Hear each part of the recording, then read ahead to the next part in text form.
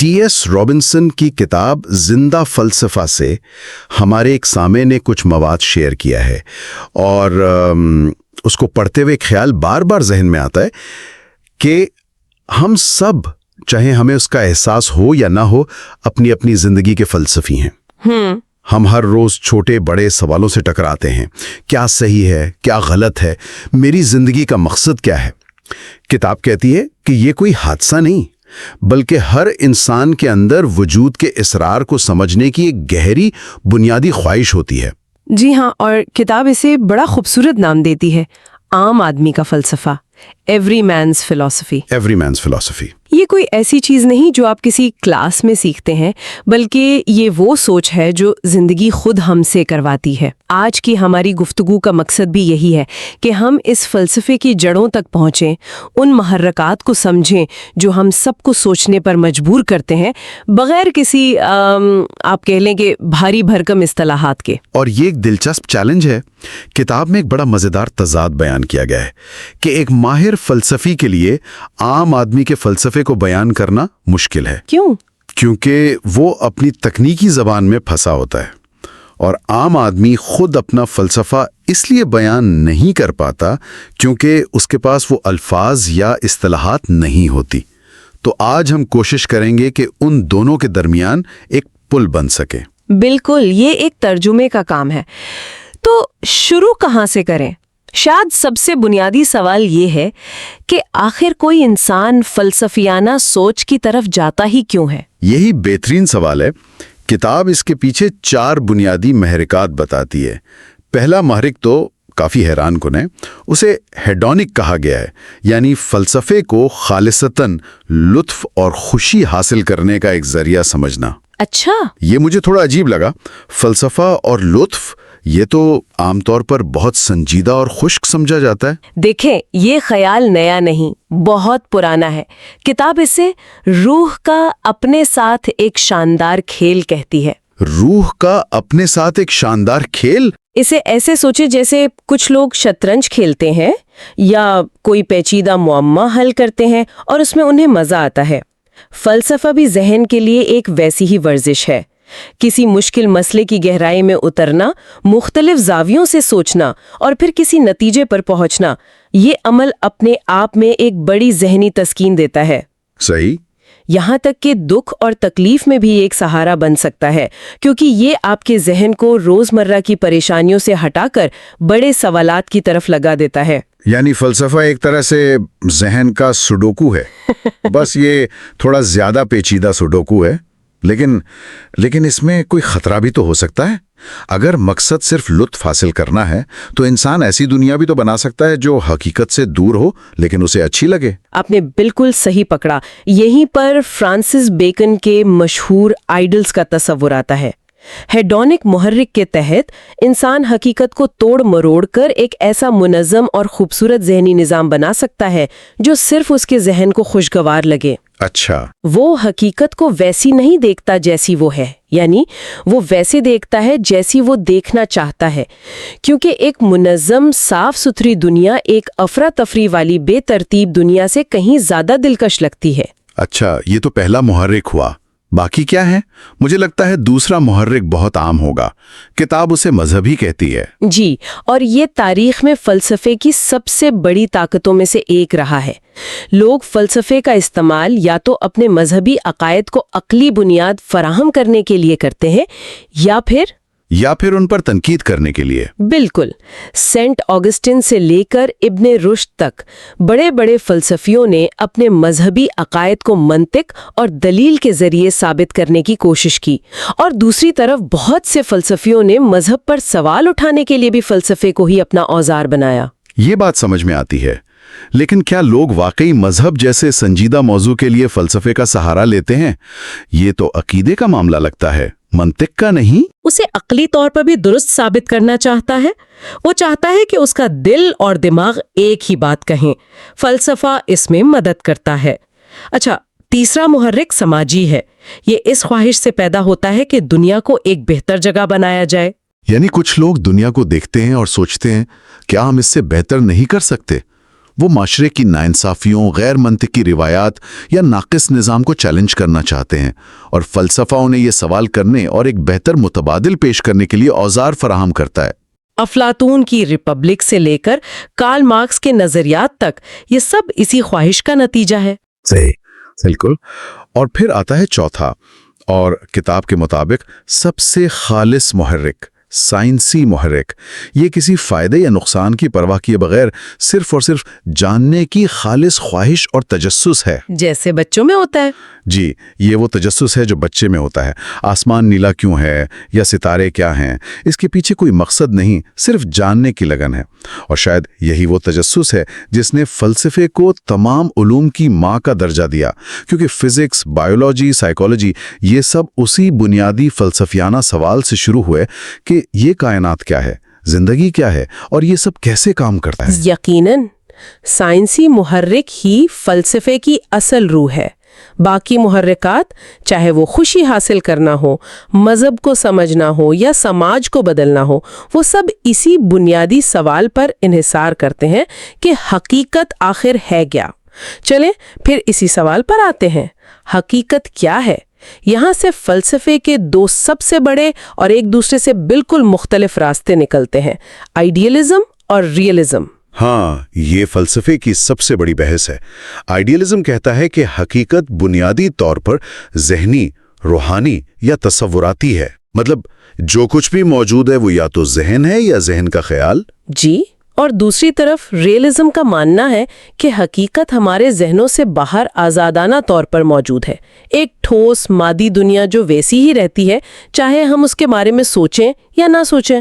تو ایک کہتا ہے کہ حقیقت یہاں اندر ہے اور دوسرا کہتا ہے کہ وہاں باہر ہے۔ آئیڈیلزم کو سمجھنا تھوڑا مشکل لگتا ہے۔ کیا اس کا مطلب یہ ہے کہ یہ کرسی جس پر میں بیٹھا ہوں یہ صرف میرا ایک خیال ہے؟ نہیں، میرا مطلب ہے یہ ایک بہت عام غلط فہمی ہے۔ آئیڈیلزم یہ نہیں کہتا کہ کرسی موجود نہیں، بلکہ یہ کہتا ہے کہ اس کی حتمی حقیقت ذہنی ہے۔ اسے سمجھنے کے لیے کتاب حقیقت کے مدارج کا تصور پیش کرتی ہے، لیولز تھیوری آف ریالٹی۔ جی، جو افلاطون سے شروع ہوا۔ اس کے مطابق حقیقت کی کئی سطحیں ہیں۔ سب سے نچلی سطح بے جان مادہ ہے، جیسے پتھر۔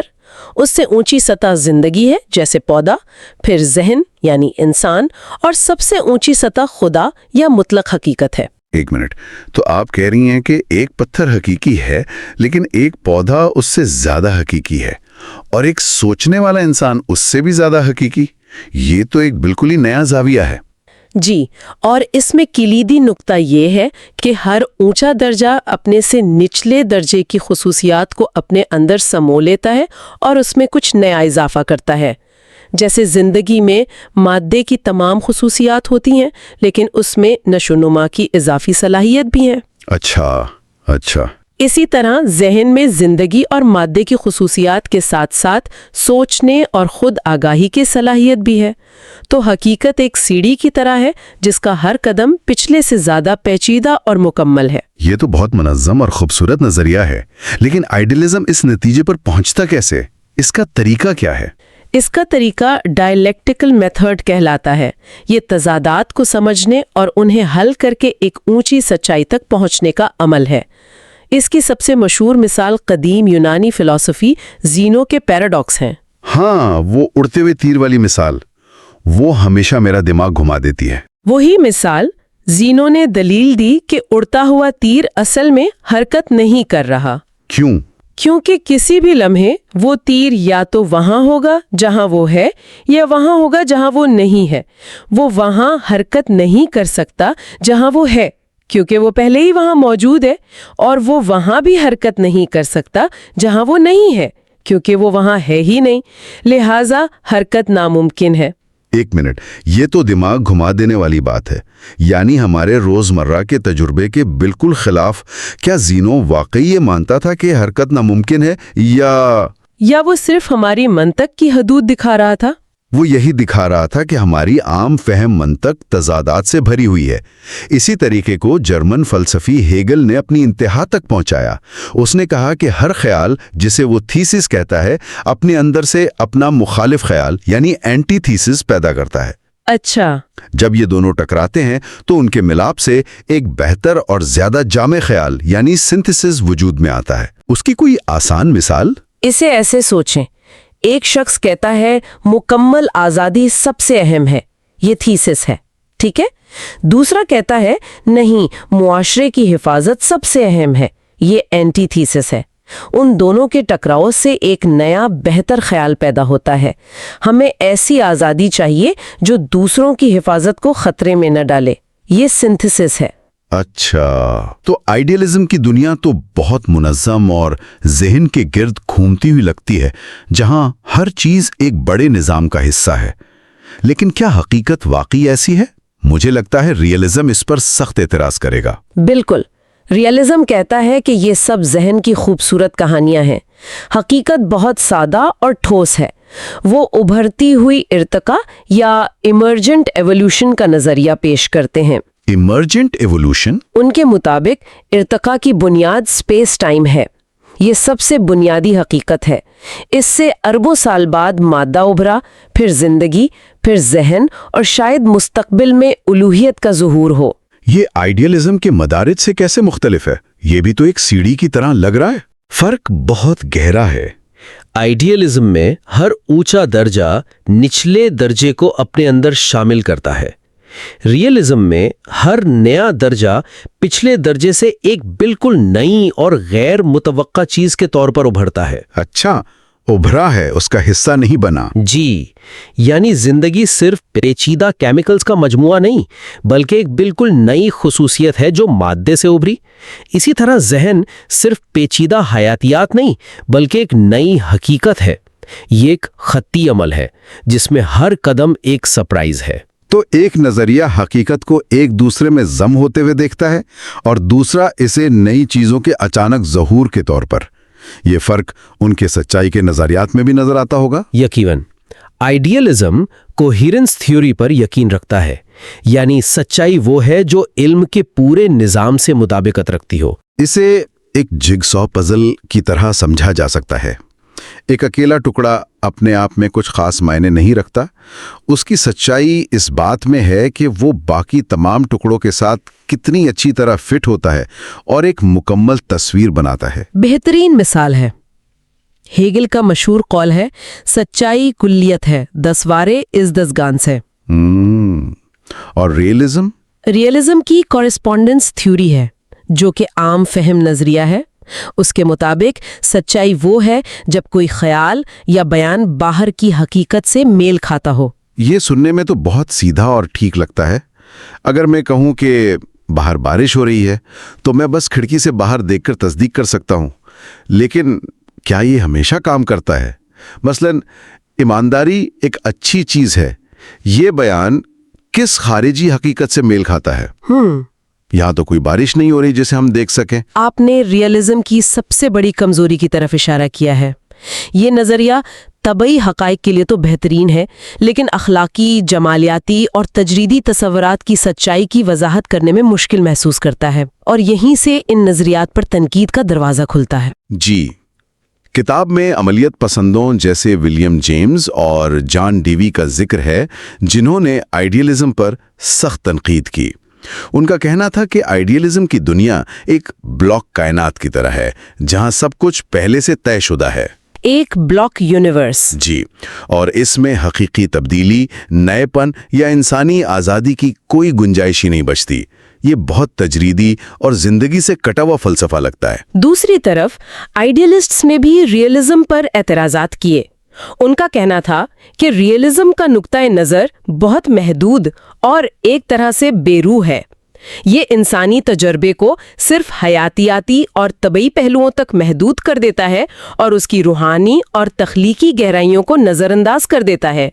किताब में इस बहस की एक शानदार मिसाल दी गई है, जोसिया राइस और जॉर्ज सेंटियाना के दरमियान की। हाँ, इंग्लैंड के नक्शे वाली मिसाल। जी, राइस ने ये साबित करने के लिए कि एक फर्द किस तरह मुतलक ज़ात का हिस्सा होते हुए भी अपनी इनफरादियत बरकरार रखता है, ये मिसाल दी। उन्होंने कहा, तसव्वुर करें कि इंग्लैंड का एक बिल्कुल मुकम्मल नक्शा इंग्लैंड की ही सरजमीन पर बिछा दिया जाए। इस नक्शे में इंग्लैंड की हर सड़क, हर घर, हर दरख्त होगा, बशमूल वो नक्शा खुद। और उस नक्शे के अंदर जो नक्शा है उसमें भी एक और छोटा नक्शा होगा, और ये सिलसिला लामितनाई तौर पर जारी रहेगा। बिल्कुल। राइस के मुताबिक हम सब इसी तरह उस मुतलक हकीकत का हिस्सा हैं। लेकिन सांतायाना ने इसका बड़ा जबरदस्त जवाब दिया। उसने कहा कि ये मिसाल बिल्कुल नाकिस है। क्यों? सांतायाना ने कहा कि नक्शों का ये लामुतनाही सिलसिला तो एक जैसा है। हर नक्शा बड़े नक्शे की हूबहू कॉपी है, जबकि इंसान एक दूसरे से यकसर मुख्तलिफ होते हैं। उनकी इनफरादियत, उनके तजुर्बात, उनकी शख्सियतें, ये सब मुनफरिद हैं। सही। तो ये मिसाल हकीकत की पेचीदगी और तनव्वु को बयान करने में मुकम्मल तौर पर नाकाम रहती है। बुबा, तो आज की गुफ्तगू में हमने एक लंबा सफ़र तय किया। हमने देखा कि फ़लसफ़ा सिर्फ चंद माहिरीन की जागीर नहीं, बल्कि हर इंसान के अंदर मौजूद एक बुनियादी ख्वाहिश है। फिर हमने हकीकत को समझने के दो बड़े और मुखालिफ कैंपों, आइडियलिज्म और रियलिज्म, का गहराई से जायज़ा लिया। बिल्कुल। और शायद सच्चाई ये है कि कोई भी एक नज़रिया मुकम्मल तस्वीर पेश नहीं करता। किताब इस सारी बहस को समेटने के लिए एक बड़ी दिलचस्प तमसील देती है। वो कहती है कि तमाम बड़े फ़लसफ़े एक माबादुत-तबियाती तिकोन की तरह हैं। माबादुत-तबियाती तिकोन, मेटाफिजिकल ट्रायंगल, ये थोड़ा भारी लफ्ज़ है। इसका क्या मतलब है? आसान लफ्ज़ों में उसका मतलब है कि हकीकत के 3 बुनियादी सुतून हैं। एक कोने पर खुदा या मुतलक हकीकत है, दूसरे कोने पर इंसान और उसका जहन, और तीसरे कोने पर फितरत या ये मादी कायनात। अच्छा। किताब कहती है कि हर बड़ा फ़लसफ़ा इनमें से किसी एक कोने को अपनी बुनियाद बनाता है और बाकी दो को उसी की रोशनी में समझने की कोशिश करता है। ये तो बहुत दिलचस्प है। यानी आइडियलिज्म इंसान और जहन के कोने से शुरू होता है और कायनात को एक बड़े जहन का ख्याल करार देता है। जी। और रियलिज्म फितरत के कोने से शुरू होता है और इंसान और जहन को फितरत के इर्तिका का नतीजा समझता है। चूंकि उनके नुक्ता आगाज मुख्तलिफ हैं, इसलिए उनके नताइज भी मुख्तलिफ होते हैं। बिल्कुल। कोई भी गलत नहीं, बस नामुकम्मल है। हर कोई तस्वीर का सिर्फ एक हिस्सा देख रहा है। और यहीं से आज की गुफ्तगू के लिए एक आखिरी सोच उभरती है। क्या हकीकत को मुकम्मल तौर पर समझने के लिए हमें किसी एक कोने पर खड़े होने के बजाय उस तिकोन को एक क्रिस्टल अहराम की तरह देखने की ज़रूरत है? एक ऐसा अहराम जिसकी चोटी पर खड़े होकर तीनों पहलू, खुदा, इंसान और फितरत, एक साथ एक ही वक्त में एक दूसरे से जुड़े हुए नजर आएं? ये सवाल सुनने वालों के लिए है कि उनके अपने ज़ाती फ़लसफ़े का नुक्ता आगाज़ इन 3 कोनों में से कौन सा है, या शायद वो भी इस अहराम की चोटी की तलाश में है। अच्छा, एक सवाल है, क्या आपका कोई फ़लसफ़ा है? अक्सर लोग कहेंगे नहीं भाई, मैं कोई फ़लसफ़ी थोड़ी हूँ। लेकिन आज हम जिन ज़राए पर बात कर रहे हैं, ख़ासतौर पर D.S. रॉबिन्सन की किताब लिविंग फ़िलॉसफ़ी, उसका कहना है कि ये जवाब ही गलत है। सच तो यह है कि हम सबके पास एक फ़लसफ़ा होता है। बिल्कुल। किताब में इसे आम आदमी का फ़लसफ़ा या एवरी मैन्स फ़िलॉसफ़ी कहा गया है। ये उन अकायद, उन नज़रियात का एक पूरा जाल है जो हम सब ने अपनी ज़िंदगी के बारे में बना रखा है, अक्सर गैर शौरी तौर पर। मशहूर फ़लसफ़ी विलियम जेम्स का तो यहाँ तक कहना था कि किसी भी शख्स के बारे में जानने के लिए सबसे अहम चीज़ उसका कायनात को देखने का नज़रिया है, उसका ज़िंदगी का फ़लसफ़ा है। तो आज की हमारी गुफ्तगू का मकसद उसी छुपे हुए फ़लसफ़े को खोजना है। इन क्या मानते हैं, हमारा माहौल कैसा है, हमारे तजर्बात क्या हैं, ये सब मिलकर कुछ ऐसी सच्चाइयाँ और मफरूज़े बना देते हैं जिन्हें हम बग़ैर सोचे समझे कबूल कर लेते हैं। असल फ़लसफ़ा तो तब शुरू होता है जब ज़िंदगी में कोई ऐसा मोड़ आता है कि हम रुक कर पूछते हैं, एक मिनट, मैं ये क्यों मानता हूँ? क्या ये वाकई सच है? तो आइए इसी सवाल से शुरू करते हैं। आखिर वो क्या चीज़ है जो इंसान को इन गहरे सवालात की तरफ धकेलती है? लोग फ़लसफ़े की तरफ आते ही क्यों हैं? किताब में इसकी कुछ बहुत ही दिलचस्प वजूहात बताई गई हैं, जिन्हें मुहर्रिकात कहा गया है। एक तो बड़ा सीधा साधा है, जिसे हेडोनिक मोटिवेशन कहते हैं, यानी खुशी की तलाश या तकलीफ से बचने की ख्वाहिश। जब जिंदगी बहुत मुश्किल हो जाए, जब दुख और तकलीफ बढ़ जाए, तो इंसान अक्सर सोचो विचार और गहरे ख्यालात में पनाह ढूंढता है। ये ख्याल बहुत गहरा है। इसकी एक शानदार मिसाल 17वीं सदी की मशहूर नज़्म जॉन मिल्टन की पैराडाइज लॉस्ट में मिलती है। एक मंजर है जहां शैतानों को जन्नत से निकालकर जहन्नुम में फेंक दिया गया है। वो शदीद तकलीफ और अजियत में हैं, اپنے لیڈر شیطان کا انتظار کرتے ہوئے وہ وقت کیسے گزارتے ہیں؟ وہ فلسفیانہ بحثیں شروع کر دیتے ہیں۔ وہ تقدیر، آزاد مرضی، اچھائی اور برائی پر بات کرتے ہیں۔ ملٹن کہتا ہے کہ اس بحث سے انہیں اپنی تکلیف میں ایک تلخ سکون ملتا ہے۔ وہ اپنے درد کو بھلانے کے لیے فلسفے کا سہارا لیتے ہیں۔ واہ، یہ تو کمال کی مثال ہے۔ یعنی تکلیف سے بھاگنے کا سب سے گہرا طریقہ فلسفہ ہے۔ میں نے کبھی اس طرح سے نہیں سوچا تھا۔ تو جب ہم کبھی ٹریفک میں پھنسے ہوئے زندگی کے مقصد کے بارے میں سوچنے لگتے ہیں تو ہم بھی ایک طرح سے ملٹن کے شیطانوں والا کام ہی کر رہے ہوتے ہیں۔ بالکل، اور یہی بات 20ویں صدی کے عظیم فلسفی برٹن رسل نے بھی کہی ہے۔ انہوں نے کہا کہ انسان بھی ایک ایسی کائنات میں رہتا ہے جو اس کی پرواہ نہیں کرتی۔ سائنس ہمیں بتاتی ہے کہ ایک دن سورج ٹھنڈا ہو جائے گا، زمین ختم ہو جائے گی اور انسان کے تمام کارنامے مٹ جائیں گے۔ یہ ایک بہت ہی تکلیف دہ اور مایوس کن حقیقت ہے، لیکن رسل کہتا ہے کہ اس بے رحم کائنات کے سامنے انسان فلسفے میں ایک عجیب سی آزادی اور وقار محسوس کر سکتا ہے۔ یہ جان کر بھی کہ سب کچھ بے معنی ہے، معنی کی تلاش کرنا ہی انسان کی عظمت ہے۔ یہ تو ہوئی تکلیف سے بچنے کی بات، کیا کوئی اور بھی محرکات ہیں؟ ہاں بالکل، ایک اور بڑا محرک ہے جسے کتاب میں تھیولوجیکل موٹیویشن کہا گیا ہے، یعنی مذہبی محرک۔ اس میں 2 قسم کے لوگ آتے ہیں۔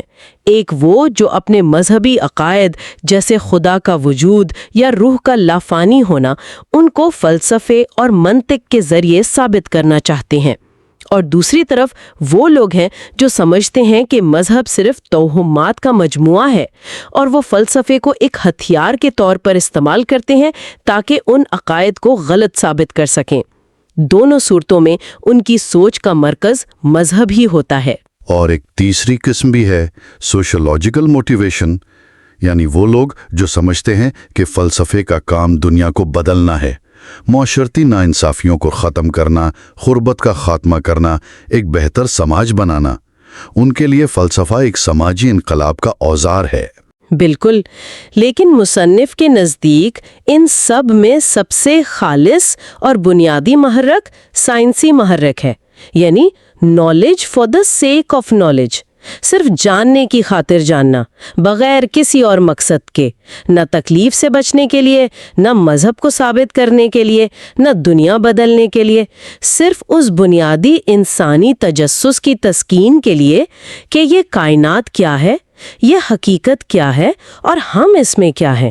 تو اگر لوگ ان ذاتی وجوہات کے بنا پر فلسفے کی طرف آتے ہیں تو ان کے پاس دنیا کو سمجھنے کے لیے کون سے بڑے راستے یا نقشے موجود ہیں؟ میرے خیال میں یہ ہمیں فلسفے کی 2 سب سے بڑی ٹیموں کی طرف لے جاتا ہے جن کا کتاب میں ذکر ہے، مثالیت پسندی یعنی آئیڈیلزم اور حقیقت پسندی یعنی ریئلزم۔ ہاں، یہ فلسفے کی تاریخ کے 2 سب سے بڑے مخالف کیمپ ہیں۔ آئیے پہلے مثالیت پسندی کو سمجھتے ہیں۔ ان کا بنیادی نظریہ حقیقت کے مدارج کا نظریہ یا لیولز تھیوری آف ریالٹی کہلاتا ہے۔ اس نظریے کے مطابق حقیقت فلیٹ نہیں ہے بلکہ اس کی کئی سطحیں ہیں، جیسے ایک عمارت کی منزلیں۔ سب سے نچلی سطح پر مادہ ہے، اس سے اوپر زندگی، پھر اس سے اوپر ذہن، اور سب سے اونچی سطح پر خدا یا مطلق حقیقت۔ تو یہ ایک عمارت کی طرح ہے۔ آپ پوری عمارت کو صرف اس کی اینٹوں کو دیکھ کر نہیں سمجھ سکتے، آپ کو اس کا ڈیزائن، اس کا مقصد، اس میں رہنے والے لوگ، سب کو سمجھنا ہوگا۔ بالکل بہترین مثال ہے، اور اس نظریے کی سب سے اہم بات یہ ہے کہ کسی بھی نچلی سطح کو اس سے اونچی سطح کے بغیر پوری طرح نہیں سمجھا جا سکتا۔ مثلاً آپ زندگی کو صرف کیمسٹری اور فزکس کے قوانین سے نہیں سمجھ سکتے، کیونکہ زندگی میں کچھ ایسا ہے جو محض ایٹموں اور مالیکیولز کے مجموعے سے زیادہ ہے۔ اسی طرح آپ ذہن کو صرف دماغ کے نیورونز کی فائرنگ سے نہیں سمجھ سکتے۔ ذہن ایک اعلیٰ سطح کی حقیقت ہے۔ یہ تو بہت دلچسپ ہے، لیکن مثالیت پسند اس اعلیٰ حقیقت تک پہنچتے کیسے ہیں؟ کتاب میں 2 طریقوں کا ذکر ہے، جدلیاتی طریقہ اور وجدانی طریقہ۔ یہ جدلیاتی طریقہ کیا ہے؟ جدلیاتی طریقے کی سب سے مشہور مثالیں قدیم یونانی فلسفی زینو کے پیراڈاکس ہیں۔ وہ کہتا تھا کہ ایک اڑتا ہوا تیر اصل میں حرکت نہیں کر رہا۔ کیوں؟ کیونکہ کسی بھی ایک لمحے میں وہ تیر خلا میں ایک خاص جگہ پر موجود ہے، اور اگر وہ ایک جگہ پر موجود ہے تو اس لمحے وہ حرکت نہیں کر رہا، اور چونکہ وقت لامتناہی لمحوں کا مجموعہ ہے اس لیے تیر کبھی حرکت ہی نہیں کرتا۔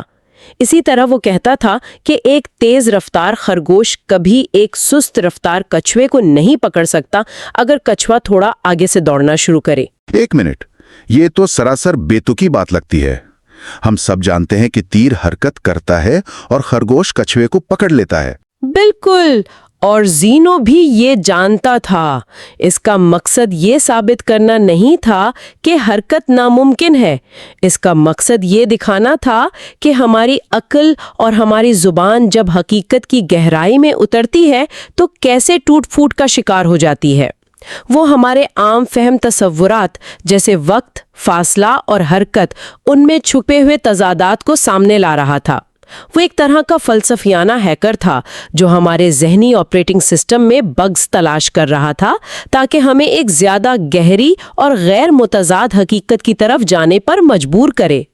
اچھا، تو وہ ہمیں سوچنے پر مجبور کر رہا تھا، لیکن مثالیت پسندی کا یہ نظریہ کہ حقیقت ذہن پر منحصر ہے بہت عجیب لگتا ہے۔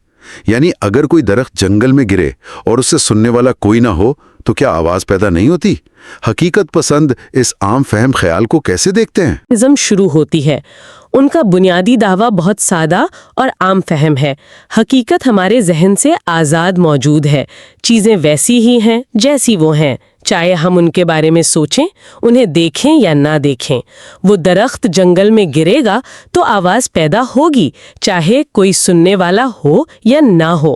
ان کے نزدیک ہمارا ذہن حقیقت کو تخلیق نہیں کرتا بلکہ اسے دریافت کرتا ہے۔ تو پھر وہ حقیقت کی وضاحت کیسے کرتے ہیں؟ کیا ان کے پاس بھی حقیقت کے مدارج جیسا کوئی نظریہ ہے؟ ان کے پاس جو نظریہ ہے اسے ابھرتی ہوئی ارتقاء یعنی ایمرجنٹ ایولیوشن کہتے ہیں۔ یہ نظریہ کہتا ہے کہ کائنات میں جب چیزیں خاص حد تک پیچیدہ ہو جاتی ہیں تو ان سے بالکل نئی اور ناقابل پیشن گوئی خصوصیات ابھرتی ہیں۔ جیسے اربوں سال تک کائنات میں صرف بے جان مادہ تھا، پھر کسی موقع پر مادے کی پیچیدگی سے ایک بالکل نئی چیز ابھری، زندگی، اور پھر لاکھوں سال بعد جانداروں کی پیچیدگی سے ایک اور نئی چیز ابھری، ذہن اور شعور۔ یہ حقیقت کے مدارج کے نظریے سے کیسے مختلف ہے؟ دونوں میں ہی چیزیں سادہ سے پیچیدہ ہوتی نظر آ رہی ہیں۔ فرق بہت بنیادی ہے۔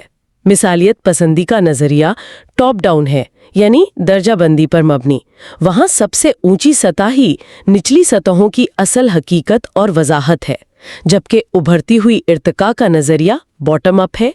یہ ایک سیدھا لکیری عمل ہے۔ یہاں ہر نئی سطح پچھلی سطح سے ابھرتی ہے، لیکن اس کی وضاحت صرف پچھلی سطح سے نہیں کی جا سکتی۔ زندگی کیمسٹری سے ابھری، لیکن زندگی صرف کیمسٹری نہیں ہے۔ ٹھیک ہے، یہ فرق سمجھ میں آیا، لیکن حقیقت پسند علم کیسے حاصل کرتے ہیں؟ اگر حقیقت ہمارے ذہن سے باہر اور آزاد ہے تو ہم اسے جان کیسے سکتے ہیں؟ کتاب میں ایک بہت ہی پیچیدہ تصور کا ذکر ہے، وسیع تجرید کا طریقہ۔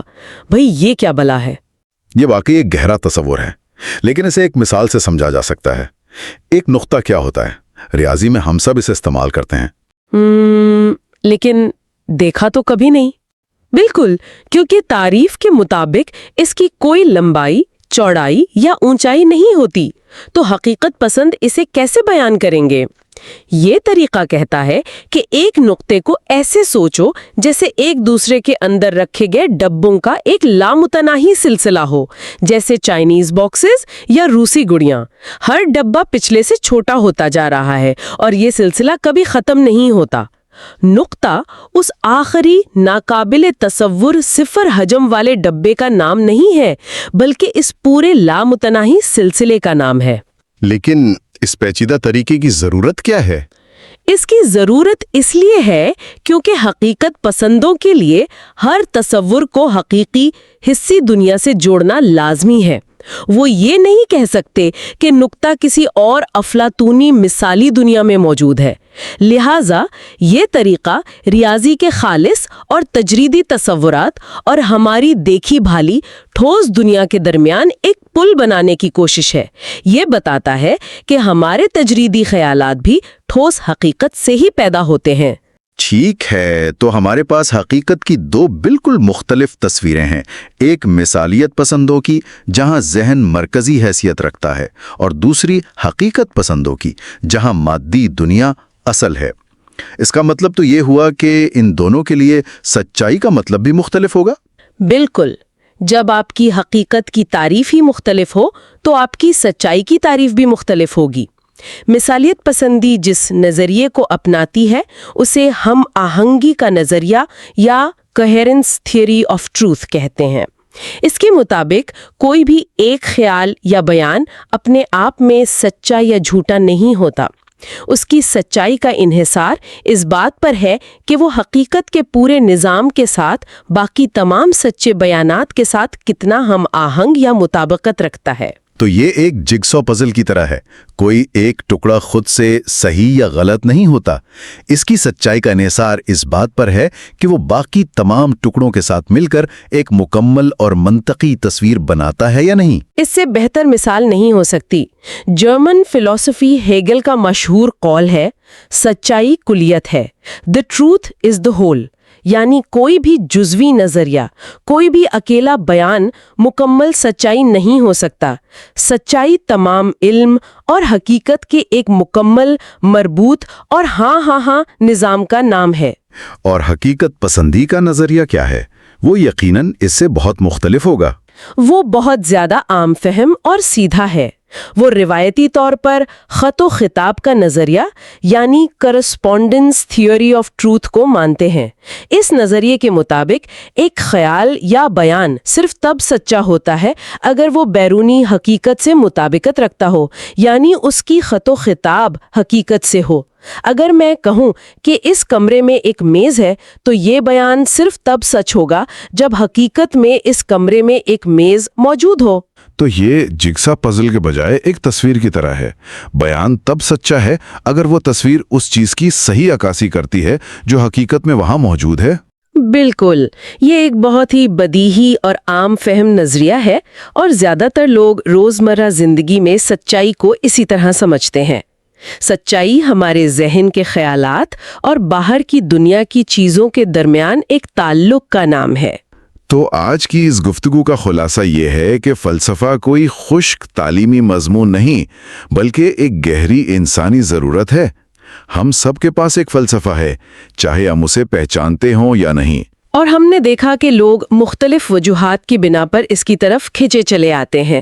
تکلیف سے فرار، مذہبی جستجو، سماجی تبدیلی کی خواہش، یا پھر محض جاننے کا خالص تجسس۔ پھر ہم نے حقیقت کو سمجھنے کے دو بڑے فریم ورک دیکھے: مثالیت پسندی جو حقیقت کو ذہن اور شعور سے جوڑتی ہے، اور حقیقت پسندی جو اسے ہمارے ذہن سے آزاد مانتی ہے۔ اور ان دونوں کے پاس سچائی کو پرکھنے کے پیمانے بھی بالکل مختلف ہیں۔ کتاب میں آخر میں ایک بہت ہی دلچسپ خاکہ پیش کیا گیا ہے جسے وہ مابعد الطبیعاتی تکون یا میٹافزیکل ٹرائنگل کہتے ہیں۔ یہ فلسفے کے مختلف نظاموں کو سمجھنے کا ایک نقشہ ہے۔ اس تکون کے 3 کونے ہیں: فطرت یعنی نیچر، انسان، مین، اور خدا، گاڈ۔ اور دلچسپ بات یہ ہے کہ ہر بڑا فلسفہ ان 3 میں سے کسی ایک کونے کو اپنی شروعات کا نقطہ بناتا ہے اور پھر باقی 2 کونوں کو اسی کی روشنی میں سمجھنے کی کوشش کرتا ہے۔ مثلاً مادہ پرست فلسفے فطرت سے شروع کرتے ہیں اور کہتے ہیں کہ انسان اور خدا کے تصورات یہ سب مادی عمل کا ہی نتیجہ ہیں۔ دوسری طرف کچھ فلسفے انسان اور اس کے شعور سے شروع کرتے ہیں اور کہتے ہیں کہ فطرت اور خدا کو ہم صرف انسانی تجربے کے ذریعے ہی سمجھ سکتے ہیں۔ اور تیسرے مذہبی فلسفے خدا کے تصور سے شروع کرتے ہیں اور کائنات اور انسان کو اس کی تخلیق قرار دیتے ہیں۔ یہ واقعی سوچنے کے لیے ایک بہترین نقطہ ہے۔ تو ہم سننے والوں کے لیے یہی سوال چھوڑ جاتے ہیں، اگر انہیں اپنا ذاتی فلسفہ ترتیب دینا ہو تو وہ اس تکون کے کس کونے سے اپنی سوچ کا آغاز کریں گے؟ فطرت سے، یعنی باہر کی مادی دنیا سے؟ انسان سے، یعنی اپنے اندرونی شعور اور تجربے سے؟ یا پھر خدا سے، یعنی کسی ماورائی حقیقت کے تصور سے؟ آپ کا نقطہ آغاز ہی آپ کی حقیقت کا پورا نقشہ طے کرے گا۔ کتاب کا دعویٰ بڑا کمال کا ہے کہ فلسفہ صرف دانشوروں کے لیے نہیں بلکہ ہم سب کے اندر ایک فلسفی چھپا ہوا ہے۔ بالکل، اور اس کتاب کا جو بنیادی خیال ہے نا وہ یہی ہے کہ ہم سب کے اندر ایک طرح کا آپریٹنگ سسٹم چل رہا ہے جس کے بارے میں ہمیں اکثر پتہ بھی نہیں ہوتا۔ Operating system? جی، کتاب اسے ایوری مینز فلسفی کہتی ہے، یعنی ہر شخص کا اپنا فلسفہ۔ آج ہمارا مقصد اسی چھپے ہوئے آپریٹنگ سسٹم کو نہ صرف سمجھنا ہے بلکہ شاید یہ بھی دیکھنا ہے کہ اسے بہتر کیسے کیا جا سکتا ہے۔ یہ آپریٹنگ سسٹم والی بات بہت دلچسپ ہے، چلیں اسی سے شروع کرتے ہیں۔ یہ ہر شخص کا فلسفہ آخر ہے کیا؟ کیونکہ سچی بات ہے جب میں اپنے ارد گرد دیکھتی ہوں تو مجھے تو زیادہ تر لوگ زندگی کے بڑے سوالات سے بھاگتے ہوئے ہی نظر آتے ہیں۔ کیا واقعی ہر شخص ایک فلسفی ہے؟ دیکھیے، یہ سوال بہت اہم ہے۔ کتاب کے مطابق یہ فلسفہ کوئی شعوری انتخاب نہیں ہوتا، یہ ہمارے اندر خود بخود بنتا ہے۔ خود بخود؟ کیسے؟ یہ ان تمام تعصبات، سنی سنائی باتوں، اصولوں اور کہاوتوں کا ایک مجموعہ ہے جو ہم بچپن سے اپنے گھر، معاشرے اور تجربات سے جذب کرتے ہیں۔ اچھا۔ مثال کے طور پر اگر کسی نے بچپن سے یہی سنا ہو کہ جتنی چادر ہو اتنے پاؤں پھیلاؤ، تو اس کا رسک لینے کے بارے میں پورا پرسنل فلسفی ہی بہت محتاط ہو جائے گا۔ صحیح۔ وہ شاید کبھی کوئی بڑا کاروباری قدم نہ اٹھائے اور اسے یہ احساس بھی نہ ہو کہ یہ فیصلہ اس کا نہیں بلکہ اس کے اندر بیٹھے ایک پرانے قول کا ہے۔ یہی ہے ایوری مینز فلسفی۔ واہ، یعنی یہ وہ اندیکھے اصول ہیں جو ہماری زندگی کے فیصلے کر رہے ہیں اور ہمیں اس کا علم تک نہیں۔ لیکن یہ ضرورت پیدا ہی کیوں ہوتی ہے؟ مطلب انسان کو کیوں چاہیے ایک فلسفہ، چاہے وہ لاشعوری ہی کیوں نہ ہو؟ یہاں پر بات واقعی گہری ہو جاتی ہے۔ کتاب کہتی ہے کہ اس کی جڑ انسان کی ایک بہت بنیادی، ایک وجودی ضرورت میں ہے، اور وہ ہے کائنات میں خود کو گھر جیسا محسوس کرنے کی ضرورت۔ گھر جیسا محسوس کرنے کی ضرورت؟ جی، سوچیں، ہم ایک اتنی بڑی خاموش کائنات میں ایک چھوٹے سے سیارے پر ہیں۔ یہ احساس بہت بے چین کر سکتا ہے۔ تو ہم لاشعوری طور پر ایک ایسی کہانی، ایک ایسا فریم ورک بناتے ہیں جو ہمیں بتائے کہ ہم یہاں کیوں ہیں، اس سب کا کیا مطلب ہے، اور ہمیں جینا کیسے ہے۔ ایک طرح کا نفسیاتی حفاظتی حصار۔ بالکل، تاکہ ہم اس کائناتی اجنبیت اور خوف سے بچ سکیں۔ اور کتاب میں جان ڈیوی کا بھی حوالہ ہے کہ فلسفہ کسی تہذیب کے اپنے آپ سے آگاہ ہونے کا نام ہے۔ تو کیا اس کا مطلب یہ ہے کہ ہمارا ذاتی آپریٹنگ سسٹم ہمارے معاشرتی آپریٹنگ سسٹم سے جڑا ہوا ہے؟ جی، اور بہت گہرائی سے۔ ہمارا سماجی ماحول ہمارے ذاتی فلسفے کی تشکیل میں سب سے طاقتور کردار ادا کرتا ہے۔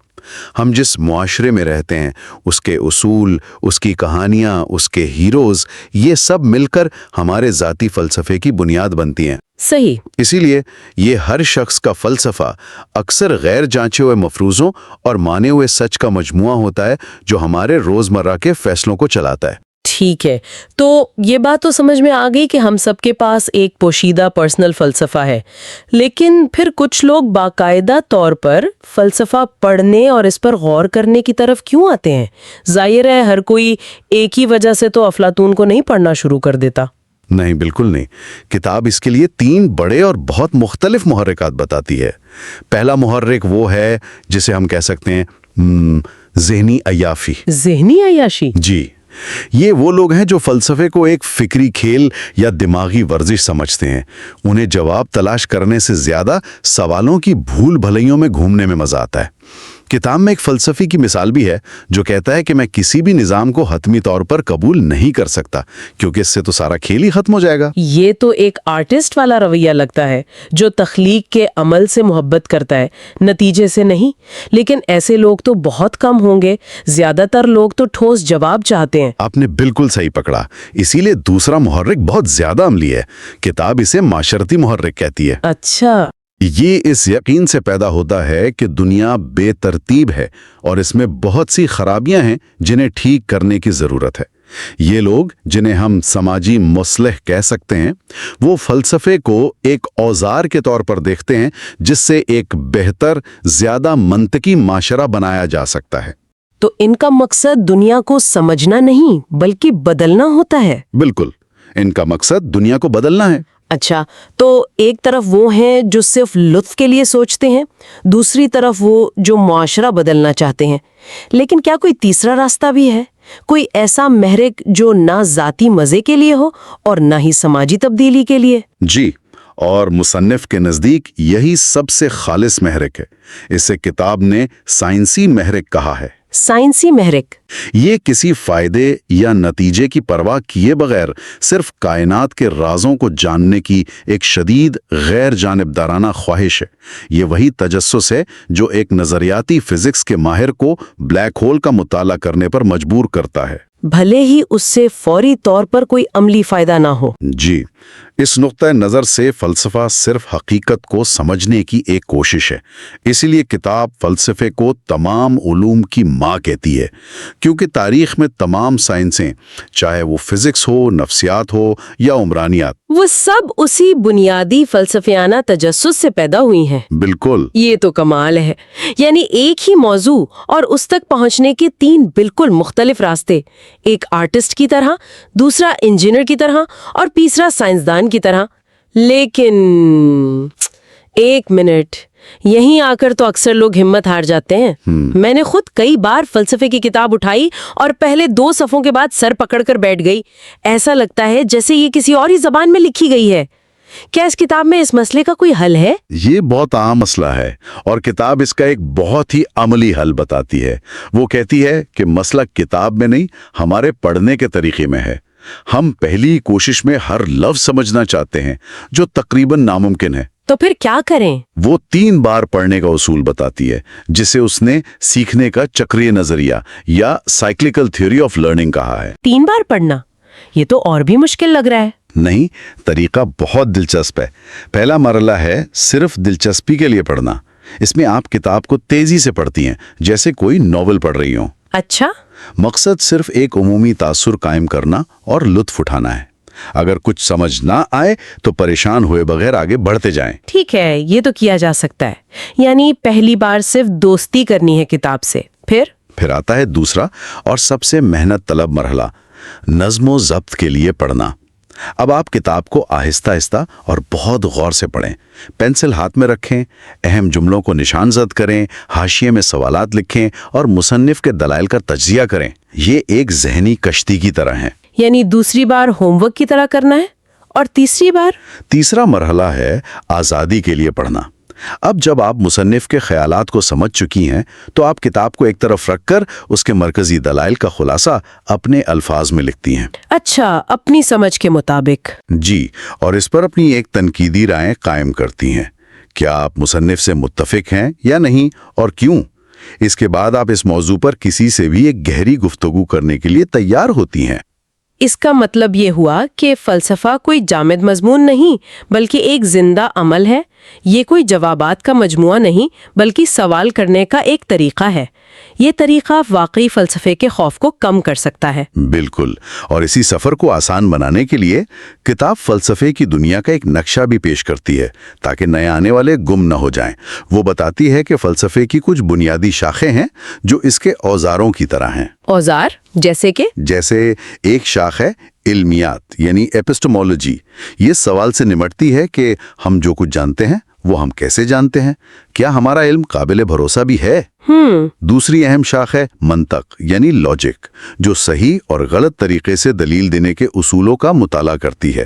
تو یہ تو ہو گئے فلسفے کے اوزار. لیکن فلسفیانہ نظریات خود کتنی قسم کے ہوتے ہیں؟ کیا ان کی بھی کوئی درجہ بندی ہے؟ جی، اور یہ سمجھنا بہت ضروری ہے. کتاب کہتی ہے کہ زیادہ تر فلسفیانہ سوچ کو 3 بڑے کیمپوں میں تقسیم کیا جا سکتا ہے. پہلا کیمپ ہے آئیڈیلزم. یہ نظریہ کہتا ہے کہ حقیقت بنیادی طور پر ذہنی یا روحانی ہے، یعنی خیالات اور شعور ہی اصل حقیقت ہیں. مادی دنیا یا تو اس کا ایک سایہ ہے یا ثانوی حیثیت رکھتی ہے. اچھا، یعنی میں سوچتا ہوں اس لیے میں ہوں والی بات. تو دوسرا کیمپ اس کے بالکل الٹ ہوگا؟ بالکل. دوسرا کیمپ ہے ریئلزم. یہ کہتا ہے نہیں جناب، ایک ٹھوس مادی دنیا ہمارے ذہنوں سے باہر موجود ہے، چاہے ہم اس کے بارے میں سوچیں یا نہ سوچیں. ان کے نزدیک حقیقت معروضی ہے، اور سائنس زیادہ تر اسی پر قائم ہے. جی. اور تیسرا کیمپ، وہ ان دونوں کے بارے میں کیا کہتا ہے؟ تیسرا کیمپ پریگمیٹزم ان دونوں سے ایک بہت عملی سوال پوچھتا ہے، بھائی اس بحث کا عملی زندگی میں فائدہ کیا ہے؟ کون سا نظریہ زندگی گزارنے اور مسائل حل کرنے میں بہتر کام کرتا ہے؟ واہ! پریگمیٹزم کے لیے سچائی وہ ہے جو کام کرتی ہے۔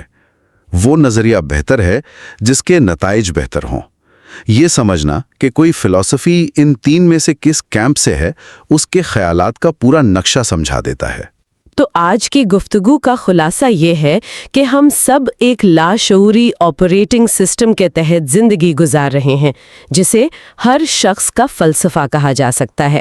جی، اور ہم نے یہ بھی دیکھا کہ لوگ اس لاشعوری حالت سے نکل کر شعوری طور پر فلسفے کی طرف تین مختلف وجوہات کی بنا پر آتے ہیں، کچھ ذہنی لطف کے لیے، کچھ دنیا کو بدلنے کے لیے، اور کچھ صرف جاننے کی خالص خواہش کے تحت۔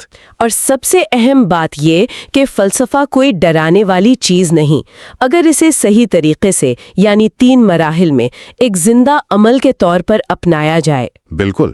اور آخر میں کتاب ایک بہت ہی خوبصورت تصور پیش کرتی ہے جسے وہ ما بعد الطبیعتی تکون یا میٹا فزیکل ٹرائنگل کہتی ہے۔ اس تکون کے تین کونے ہیں، خدا، انسان اور فطرت۔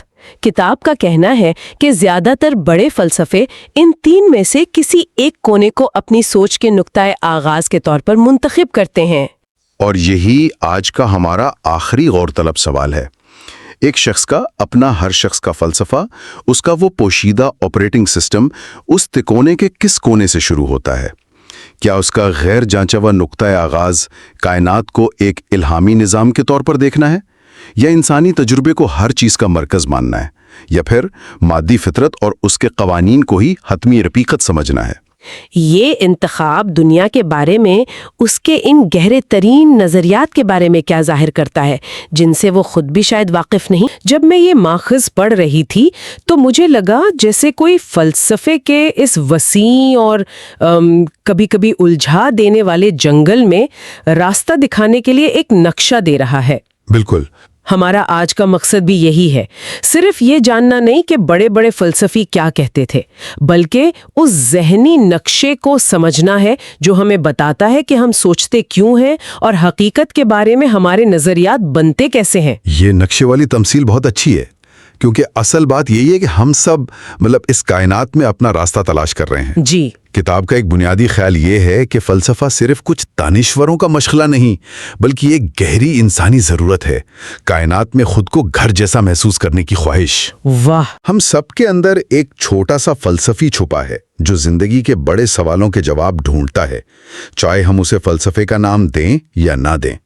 آج ہم اسی اندرونی فلسفی کو سمجھنے کی کوشش کریں گے اور پھر اس ما بعد الطبیعی تکون نامی طاقتور نقشے کا جائزہ لیں گے جو ہمیں فلسفے کی بڑی شاہراہوں کو سمجھنے میں مدد دے گا۔ بالکل۔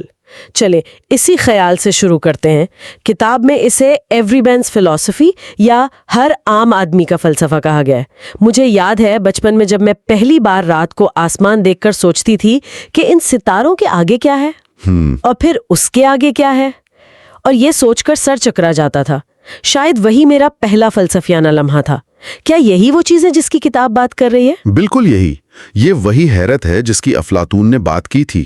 زندگی کے وہ لمحات جو ہمیں روزمرہ کی روٹین سے باہر نکال کر سوچنے پر مجبور کر دیتے ہیں۔ جیسے کوئی معجزہ دیکھنا۔ جی، کسی بچے کی پیدائش کا معجزہ، کسی پیارے کی موت کا دکھ، پہاڑوں کی خوبصورتی دیکھ کر دم بخود رہ جانا، یا دنیا میں ناانصافی دیکھ کر غصہ آنا۔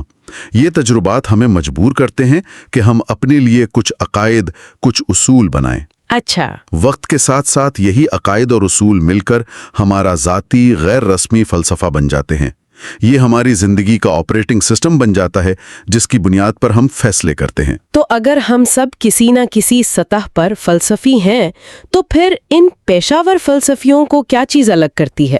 وہ کیا چیز ہے جو کسی کو اپنی پوری زندگی ان سوالات کے لیے وقف کرنے پر مجبور کرتی ہے؟ کتاب میں اس کے کچھ محرکات بتائے گئے ہیں، اور پہلا ہے سائنسی محرک۔ جی، سائنسی محرک کا مطلب ہے جاننے کی خالص خواہش۔ اس کا کوئی عملی مقصد نہیں ہوتا۔ اچھا۔ یہ صرف کائنات کی حقیقت کو سمجھنے کی لگن ہے۔ جیسے ایک ماہر فلکیات دوربین سے کہکشائیں دیکھتا ہے صرف یہ جاننے کے لیے کہ وہاں کیا ہے، اسی طرح فلسفی حقیقت کی نوعیت کو سمجھنا چاہتا ہے۔ ارسطو کا کہنا تھا کہ تمام انسان فطری طور پر جاننا چاہتے ہیں. یہ وہی بنیادی تجسس ہے. لیکن صرف تجسس ہی تو سب کچھ نہیں ہو سکتا. اکثر فلسفے کا تعلق گہرے مذہبی یا اخلاقی سوالات سے بھی تو ہوتا ہے. آپ نے بالکل صحیح پکڑا. یہ دوسرا بڑا محرک ہے جسے ہم مذہبیاتی محرک کہہ سکتے ہیں.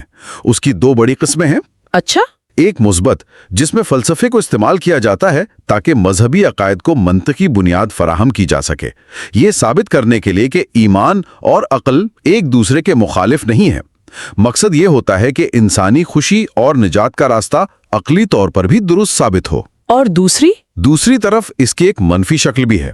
جیسے کچھ فلسفیوں نے مذہب کو توہم پرستی قرار دیا اور اسے ختم کرنے کی کوشش کی، یہ مانتے ہوئے کہ حقیقی انسانی خوشی مذہبی عقائد سے آزادی میں ہے. دلچسپ بات ہے. جی، دلچسپ بات یہ ہے کہ دونوں صورتوں میں مقصد انسانی خوشی ہی ہے. اور ایک تیسرا محرک بھی ہے جو مجھے لگتا ہے آج کی دنیا میں سب سے زیادہ متعلقہ ہے، سماجیاتی محرک. تو کیا یہ کارل مارکس کے اس مشہور قول کی طرح ہے کہ فلسفیوں نے اب تک صرف دنیا کی مختلف طریقوں سے تشریح کی ہے، اصل نقطہ اسے بدلنا ہے؟ بالکل. سماجیاتی محرک اسی خیال سے پیدا ہوتا ہے.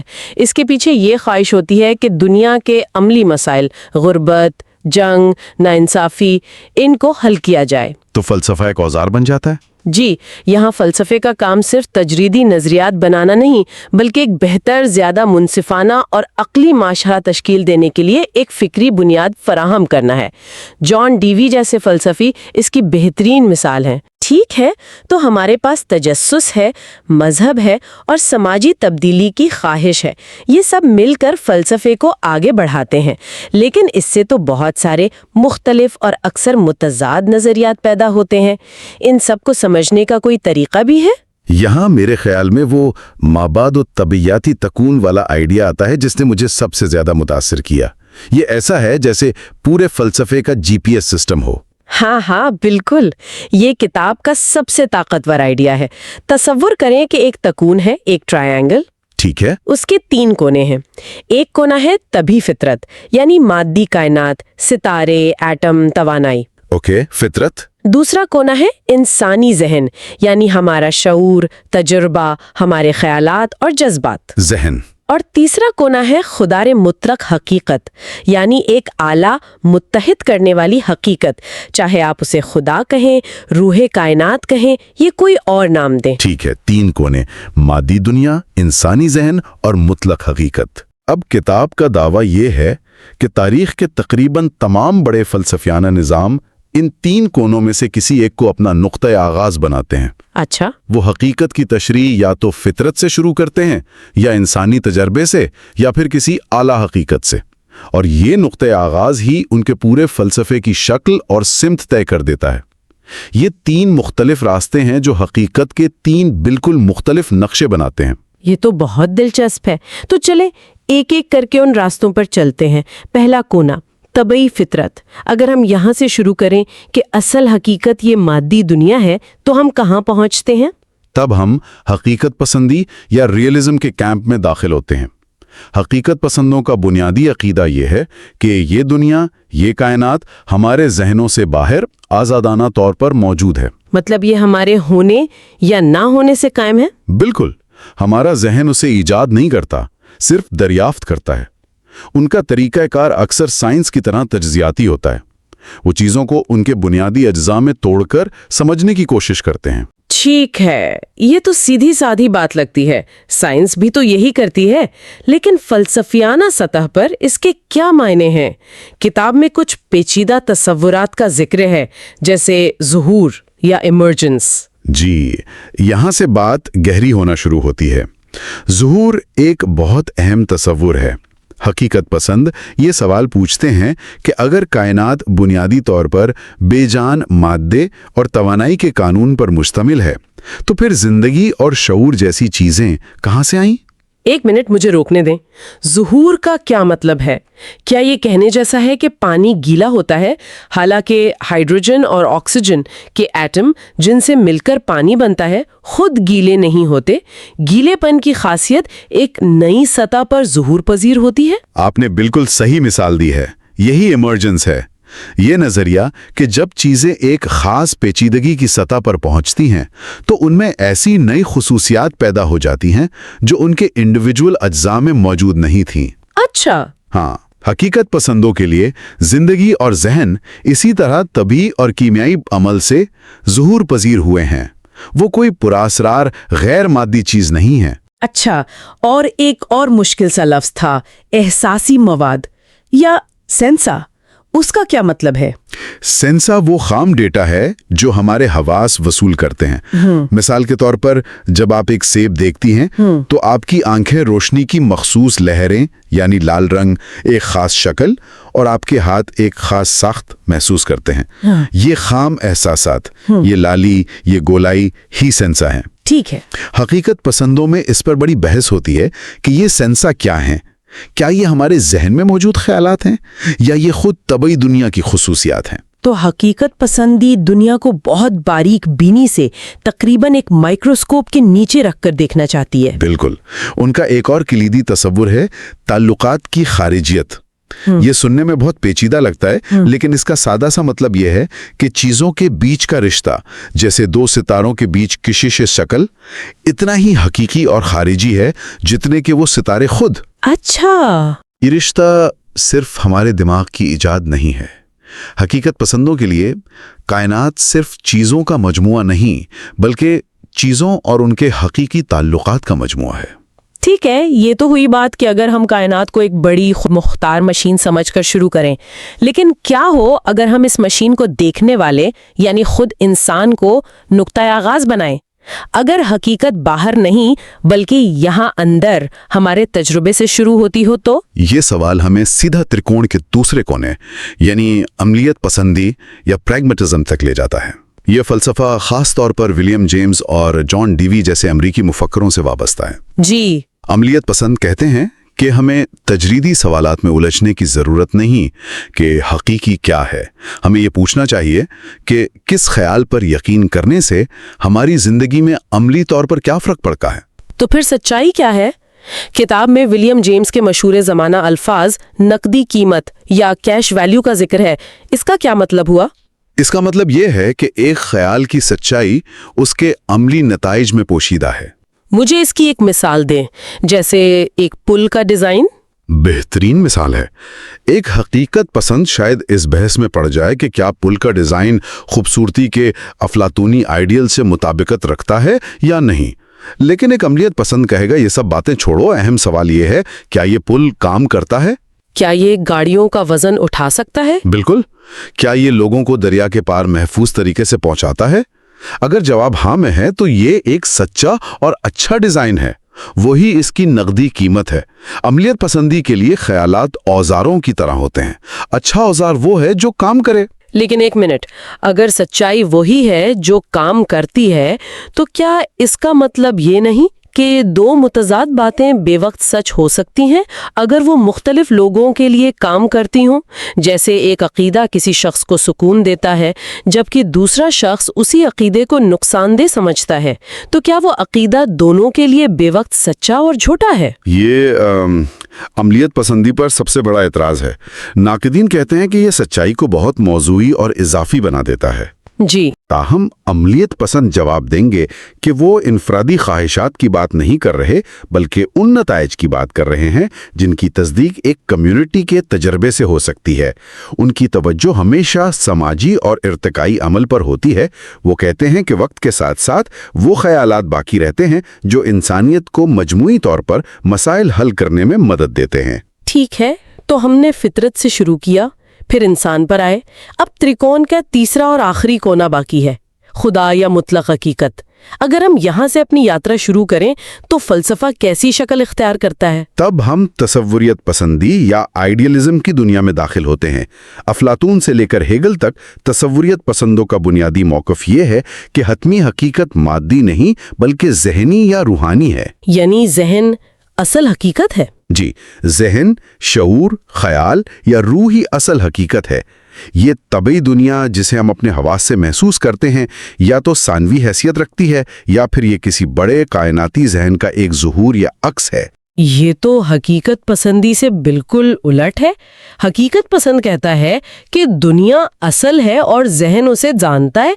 تصوریت پسند کہہ رہا ہے کہ ذہن اصل ہے اور دنیا اس کا ایک مظہر ہے۔ تو تصوریت پسند حقیقت کو سمجھتے کیسے ہیں؟ ان کا طریقہ کیا ہے؟ ان کا ایک کلیدی اصول جرمن فلسفی ہیگل کا مشہور جملہ ہے، سچائی کل میں ہے۔ The truth is the whole۔ بالکل، اس کا مطلب ہے کہ آپ کسی بھی چیز کو الگ تھلگ رہ کر نہیں سمجھ سکتے۔ ہر چیز کا مطلب اور اس کی حقیقت پورے نظام کے ساتھ اس کے تعلق سے ہی واضح ہوتی ہے۔ وہ حقیقت کو سمجھنے کے لیے جدلیات یا ڈائلیکٹک کا طریقہ استعمال کرتے ہیں۔ جدلیات، یہ بھی ایک بھاری بھرکم لفظ ہے۔ آسان لفظوں میں یہ کیا ہے؟ جدلیات ایک طرح کی منظم بحث ہے۔ آپ ایک خیال یعنی تھیسس سے شروع کرتے ہیں، پھر آپ اس کے مخالف خیال اینٹی تھیسس پر غور کرتے ہیں۔ ان دونوں کے تصادم اور کشمکش سے ایک تیسرا زیادہ جامع اور بہتر خیال یعنی سنتھسس پیدا ہوتا ہے۔ اچھا، تصوری کزندوں کے لیے تاریخ اور حقیقت خود اسی جدلیاتی عمل کے ذریعے آگے بڑھ رہی ہے۔ خیالات کی ایک عظیم الشان گفتگو جس کے ذریعے کائناتی ذہن خود کو سمجھ رہا ہے۔ تو اس طرح ہمارے سامنے ایک ناقابل یقین نقشہ آ جاتا ہے، 3 الگ الگ نقطۂ آغاز، جی، جو ہمیں 3 بالکل مختلف عالمی نظریات کی طرف لے جاتے ہیں۔ حقیقت پسندی جو دنیا کو باہر سے ایک سائنسدان کی طرح دیکھتی ہے، عملیت پسندی جو دنیا کو اندر سے ایک انجینئر کی طرح دیکھتی ہے، اور تصوریت پسندی جو دنیا کو اوپر سے ایک صوفی کی طرح دیکھتی ہے۔ آپ نے اس کا خلاصہ بہترین طریقے سے کیا ہے، اور کتاب اس گفتگو کا اختتام کسی ایک نظریے کو فاتح قرار دے کر نہیں کرتی، جو اس کی سب سے خوبصورت بات ہے۔ اچھا، وہ یہ نہیں کہتی کہ آپ کو حقیقت پسند، عملیت پسند یا تصوریت پسند بننا چاہیے، بلکہ وہ ایک بہت گہرا سوال اٹھاتی ہے۔ ماخذ یہ تجویز کرتا ہے کہ شاید حقیقی فلسفہ ابھی مستقبل میں ہے، ایک ایسا فلسفہ جو تکون کے کسی ایک کونے سے چمٹے رہنے کے بجائے ان تینوں سے مل کر بنے گا، ایک ترکیب، ایک سنتھسس، یعنی ان تینوں نقطۂ نظر کی سچائیوں کو ملا کر ایک نیا، زیادہ جامع نظام بنانا۔ بالکل، کتاب ہمیں اس سوال پر چھوڑ دیتی ہے کہ شاید ان تینوں میں سے کوئی بھی اکیلے مکمل تصویر پیش نہیں کرتا۔ شاید یہ ایک ہی حقیقت کے 3 مختلف پہلو ہیں۔ حقیقت پسندی ہمیں مادی دنیا کی ٹھوس حقیقت کا احترام کرنا سکھاتی ہے۔ عملیت پسندی ہمیں انسانی تجربے اور عمل کی اہمیت یاد دلاتی ہے، اور تصوریت پسندی ہمیں یاد دلاتی ہے کہ شاید اس سب کے پیچھے کوئی بڑا مقصد، کوئی وحدت اور کوئی گہرا مطلب بھی پوشیدہ ہے۔ تو اس پر غور کرنے کے لیے ایک آخری خیال یہ ہے، ایک ایسا فلسفہ کیسا ہوگا جو ان تینوں کو صحیح معنوں میں یکجا کر سکے، جو بیک وقت ایک سائنسدان کی حقیقت پسندی، ایک سماجی کارکن کی عملیت پسندی اور ایک فنکار یا صوفی کی تصوریت پسندی کو اپنے اندر جگہ دے سکے؟ کیا سائنس، انسانیت اور روحانیت ہمیشہ الگ الگ کھانوں میں ہی رہیں گے، یا کیا ہم ایک ایسا نقطہ نظر تلاش کر سکتے ہیں جہاں یہ تینوں دریا آ کر ایک ہی سمندر میں مل جاتے ہیں؟ یہ سوال شاید فلسفے کا سب سے بڑا چیلنج ہے۔ کبھی ایسا ہوتا ہے کہ رات کو لیٹے ہوئے اچانک دماغ میں بڑے عجیب سوال آنے لگتے ہیں، جیسے یہ سب کیا ہے، میں یہاں کیوں ہوں، کیا اس پوری کائنات کا کوئی مطلب بھی ہے یا نہیں؟ اکثر ہم ان خیالوں کو جھٹک دیتے ہیں کہ بھائی یہ سب فضول کی باتیں ہیں، لیکن کیا یہ واقعی فضول ہے یا ہمارے اندر چھپا کوئی فلسفی باہر آنے کی کوشش کر رہا ہے؟ یہ بہت دلچسپ سوال ہے، کیونکہ عام طور پر فلسفے کا نام سن کر لوگوں کے ذہن میں بڑی بڑی کتابیں، مشکل الفاظ اور سفید داڑھی والے بزرگوں کا تصور آتا ہے۔ بالکل، ایسا لگتا ہے جیسے یہ کوئی ایسی چیز ہے جو عام انسان کی پہنچ سے بہت دور ہے۔ جی، لیکن آج ہمارے پاس جو مواد ہے، ڈی ایس رابنسن کی کتاب لیونگ فلسفی کے کچھ حصے اور ایک اور تحریر، وہ اس کی بالکل الٹ بات کرتے ہیں۔ ان کا مرکزی خیال یہ ہے کہ ہم سب جانے انجانے میں اپنی زندگی کا ایک فلسفہ رکھتے ہیں۔ تو آج ہم اسی خیال کی گہرائی میں اتریں گے کہ آخر یہ عام آدمی کا فلسفہ کیا چیز ہے اور یہ بنتا کیسے ہے۔ اور پھر ہم یہ بھی دیکھیں گے کہ لوگ باقاعدہ طور پر فلسفے کی دنیا میں قدم کیوں رکھتے ہیں۔ ہاں، کیا وجوہات ہوتی ہیں اور وہاں ان کا سامنا کن بڑے بڑے نظریات سے ہوتا ہے۔ چلیے اس سفر کا آغاز کرتے ہیں۔ تو سب سے پہلی بات جو کتاب میں کہی گئی ہے وہ یہ کہ ہر انسان میں فلسفی بننے کی صلاحیت ہے، خاص طور پر نوجوانوں میں۔ اچھا، مجھے یاد ہے جب میں 15-16 سال کا تھا تو دوستوں کے ساتھ بیٹھ کر کائنات، خدا اور زندگی کے مقصد پر گھنٹوں بحث ہوتی تھی۔ ہاں جی بالکل۔ اس وقت تو یہ سب بچکانا لگتا تھا، لیکن ماخوذ کہتا ہے کہ یہی وہ لمحہ ہوتا ہے جب انسان اپنا پہلا غیر رسمی فلسفہ حیات بنا رہا ہوتا ہے۔ آپ نے بالکل صحیح نشاندہی کی، یہ ایک غیر شعوری عمل ہوتا ہے۔ چیسٹرٹن اور ولیم جیمز جیسے مفکرین تو یہاں تک کہتے تھے کہ کسی بھی شخص کے بارے میں جاننے کے لیے سب سے اہم بات اس کا فلسفہ حیات ہے۔ اور مزے کی بات یہ ہے کہ اکثر اس شخص کو خود بھی نہیں پتا ہوتا کہ اس کے عقائد اور نظریات کا ایک پورا نظام موجود ہے۔ بالکل، ایک ایسا نظام جو اس کے ہر فیصلے پر اثر انداز ہو رہا ہے۔ تو اسی کو ایوری مینز فلسفی یا عام آدمی کا فلسفہ کہا گیا ہے؟ جی بالکل۔ یعنی میرا، آپ کا، ہر اس شخص کا فلسفہ جو خود کو فلسفی نہیں سمجھتا۔ ہاں، یہ وہ نظریہ ہے جس کے ذریعے ہم دنیا کو دیکھتے ہیں، اچھے برے کا فیصلہ کرتے ہیں اور اپنے مقاصد طے کرتے ہیں۔ یہ شاید بہت منظم نہ ہو، اس میں تضادات بھی ہو سکتے ہیں، لیکن یہ موجود ضرور ہوتا ہے۔ لیکن یہ پیدا کہاں سے ہوتا ہے؟ اس کی جڑ کیا ہے؟ دیکھیں، ماخذ کے مطابق اس کی بنیاد ایک بہت گہری انسانی ضرورت ہے۔ کیسی ضرورت؟ کائنات میں خود کو گھر پر محسوس کرنے کی خواہش۔ اچھا، انسان ایک ایسی مخلوق ہے جو صرف زندہ نہیں رہنا چاہتا، بلکہ یہ بھی جاننا چاہتا ہے کہ وہ کیوں زندہ ہے، یہ دنیا کیا ہے، اس میں اس کا مقام کیا ہے۔